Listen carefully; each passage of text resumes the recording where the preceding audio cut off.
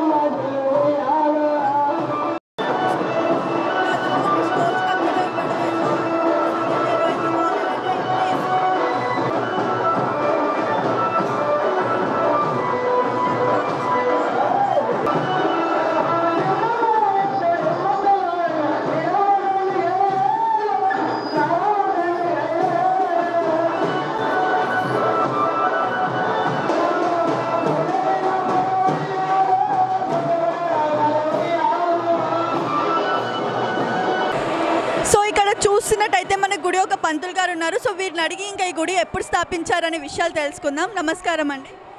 నమస్కారం. మీ పేరు? నా పేరు భిక్షమాచార్యులు. ఓకే, ఈ గుడి ఎప్పుడు ఇక్కడ స్థాపించారు? అంటే మజిద్పూర్లో ఈ గుడి ఎప్పుడు స్థాపించారు? అంటే పాత గుడి పురాతన అది బుర్జులు లెక్క ఉండేనమాట. అక్కడి నుంచి కూలిపోతే కొద్దిగా తీసిరనమాట లెక్కలి. అది ఇప్పుడు 2000 అంటే కొత్తగా ఇది మొత్తం తీసి మళ్ళా కొత్తగా కట్టారనమాట.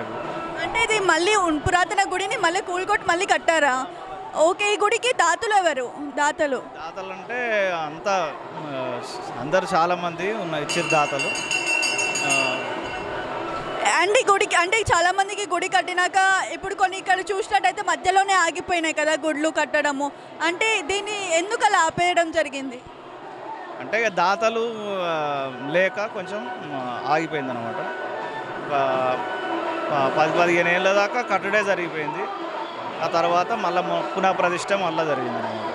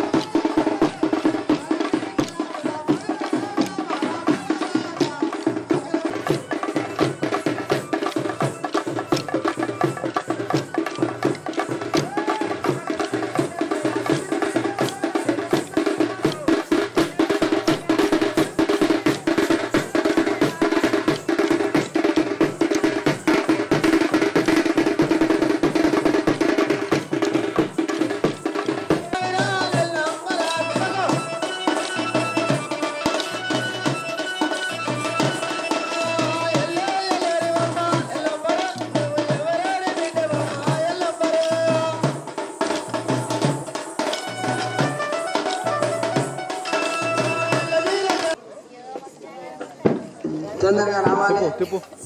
ఇంకా ఆటలు చాలా ఉన్నాయి. ఇది ఇంకా ఛాంపియన్ ఉంది. తెల్లవారులు పేరాలు పెట్టించారు మధ్యలో పోతుంది.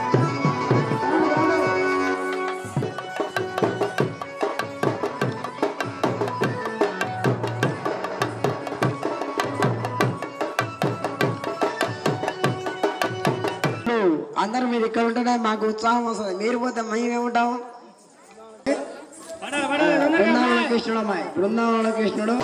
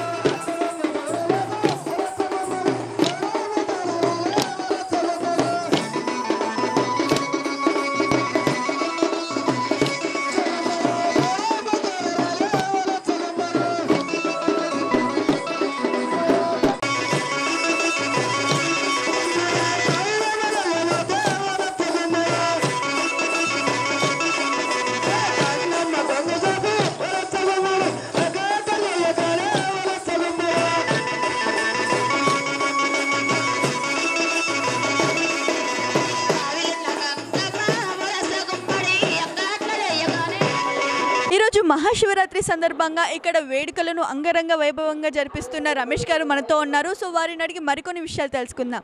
నమస్కారం అండి. ముందుగా మాకు ఈ గుడి స్థాపన ఎప్పుడు స్థాపించారు అని తెలుసుకోవాలని ఉంది. ఎప్పుడు స్థాపించారండి ఈ గుడి? దాదాపుగా అంటే మన వరంగల్లో వెళ్ళిన కాకతీయుల సామ్రాజ్యం అప్పటి అనుకుంటున్నాం మేము. అయితే ఈ గుడి మొత్తం కప్పబడి ఉన్నది. గ్రామంలో ఎవరు కూడా గుర్తించలేదు. ఒక మామూలుగా బుర్జుగడ్డలాగానే అనుకొని అప్పటి పెద్ద మనుషులందరూ ఈ వర్షం పడుతున్నప్పుడు చిన్న చిన్న రంధ్రాలు పడి గుహలాగా ఉంటే అందులో గడ్డాములు పెట్టుకునేది. ఆ గడ్డాములు పెట్టుకుంటూ తోకుంటూ వస్తున్నప్పుడు చిన్న గుడి అనేది అవపడ్డది. అప్పుడు ఊళ్ళో గ్రామ పెద్దలందరూ ఒక సమావేశం ఏర్పాటు చేసుకొని ఆ గుడి ఏదైతే బుర్జిగడ్డలా ఉందో అదంతా తవ్వి తీస్తే ఈ గుడి ముందు ఒకటే గుడి అనమాట. ఈ ఒకటే గుడి బయటపడడం జరిగింది. అప్పుడు ఏదైతే విగ్రహం ఉందో విగ్రహం ధ్వంసమై ఉంది. ఆ రజాకారుల టైంలో దాన్ని ఖండం చేయడం జరిగింది. అయితే ఒక ఆంజనేయ విగ్రహం ఉండే, అక్కడ ఉన్న ఆంజనేయ విగ్రహం ఒకటే ఉంటే దాన్ని ఏమనుకున్నాడు ఆ రోజుల్లో రామాలయం అనుకున్నారు. అసలు ఉన్నది వాస్తవంగా అది వెంకటేశ్వర ఆలయం.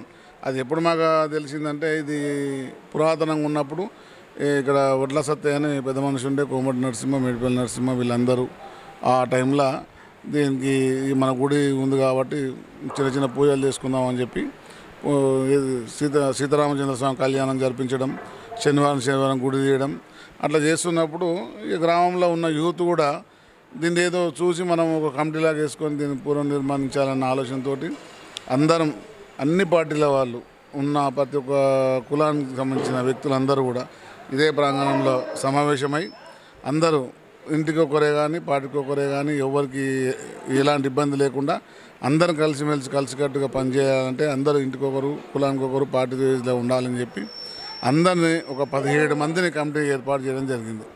దాంట్లో ఒక president, vice president, general secretary, కోశాధికారి, మెంబర్స్ అనేది ఒక ప్రతిపాదన తయారు చేసి సీతారామచంద్ర స్వామి అనేది మనం ఆ రోజు కొట్టేయడం జరిగింది. అయితే దీన్ని పురాతనమైన రాళ్ళు అన్నమాట. మేము పెద్ద ఆయన కొన్ని కలిసి దీనికి సంబంధించిన ఆయన కలిసి అన్ని వివరాన్ని తీసుకొని మళ్ళీ మేము రాళ్ళు తీసి మళ్ళీ యథావి స్థానంలో పెట్టుకొని గుడి నిర్మించాలనుకుంటున్నాం. ఇక మా దగ్గర మా గ్రామంలో గుళ్ళు లేవు వాస్తవంగా. శివాలయం అనేది ఈరోజు ఇంత పెద్ద ఉత్సవం జరిపిస్తున్నాం అంటే ఇదే రోజు 100 సంవత్సరాల నుంచి కూడా మజీపూర్ గ్రామంలో శివాలయం లేదు. మాకు సంబంధించిన పక్క గ్రామంలో ఉంది, ఆ రెవెన్యూ వేరు. మొట్టమొదటిసారిగా మా గ్రామంలో జరుపుకోవడం అనేది ఇదే ఫస్ట్. అందుగురించే ఇంత రంగరంగ వైభవంగా జరుపుకోవడానికి కారణం కూడా అదే, ఈ ప్రోగ్రాం పెట్టించడం దాని గురించే. అయితే ఈ గుడి నిర్మాణంలో ఈ కంప్లీషన్ తర్వాత దీన్ని ధ్వంసం మళ్ళీ కూలగొట్టేసి మళ్ళీ ఏదో చేసేటప్పుడు మనకు వెనకాల విగ్రహం దొరికింది, వేణుగోపాలస్వామి అంటే వెంకటేశ్వర స్వామి విగ్రహం దొరికింది. అప్పుడు మనం అందరినీ మళ్ళీ గ్రామ పెద్దలందరూ కూర్చొని కమిటీ వాళ్ళని కూర్చొని చర్చించుకొని ఇది రామాలయం కాదు వెంకటేశ్వర స్వామి దేవాలయం అని చెప్పి నిర్ణయించుకున్నాం.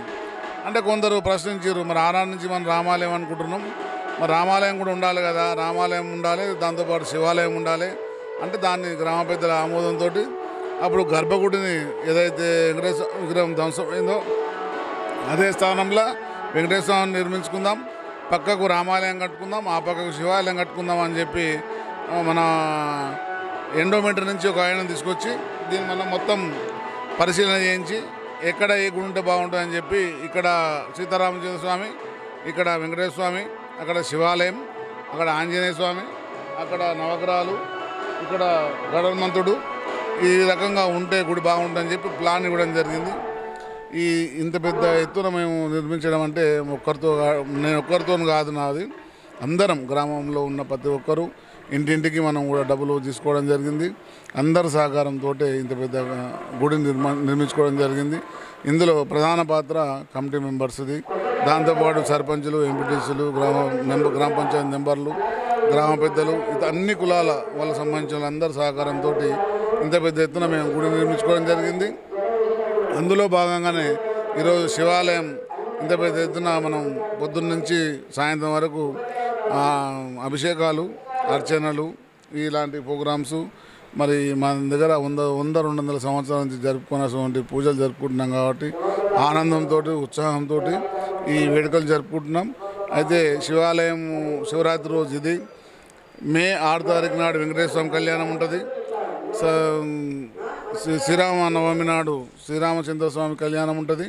ఈ విధంగా మా గ్రామంలో పండుగలు ఉత్సాహంతో జరిపించుకోవడం జరుగుతుంది. గ్రామంలో ఉన్న ప్రతి ఒక్కరి ఆశీర్వాదంతో ఇంకా ముందుకు వెళ్తున్నాం. ఆ భగవంతుడు మాకు కూడా ఆశీర్వదించి ఇంకా మమ్మల్ని కూడా మంచిగా చూసుకుంటే ఇంకా నిర్మాణం చాలా పనులు ఉన్నాయి, ఇంకా కూడా బండలు ఉన్నాయి, అవన్నీ చేసే కార్యక్రమం ఉన్నాయి, అవన్నీ చేస్తాం. మా గ్రామంలో ఉన్న సర్పంచ్ కానీ ఎంపీటీసీ కానీ మెంబర్లతో సహా అందరి సహకారం తీసుకొని ముందుకు వెళ్తామని మీకు తెలియజేస్తున్నాం. ఓకే అండి, మీకు ఈ దేవుడు ఆశీస్సులు ఎప్పుడు ఇలాగే ఉండాలని కోరుకుంటున్నాం. మీకే కాదు ఈ ఊరు ప్రజలందరికీ ఈ దేవుడు ఆశీస్సులు ఇలాగే ఉండాలి. ఇంకా మీరు ఎన్నో ప్రోగ్రామ్స్ ఇక్కడ జరుపుతూ ఉండాలి అండ్ ప్రతి ఒక్క దేవుడు ఉత్సాహం కూడా అంగరంగ వైభవంగా జరిపించాలని కోరుకుంటామండి. Thank you. సో చూసారు కదండి, ఈరోజు మహాశివరాత్రి సందర్భంగా మజిద్పూర్లో ఉన్న శివాలయంలో అంగరంగ వైభవంగా వేడుకలు జరిగాయి. సో మరో ప్రోగ్రామ్తో మళ్ళీ మీ ముందుకు వస్తాను. SS9 TV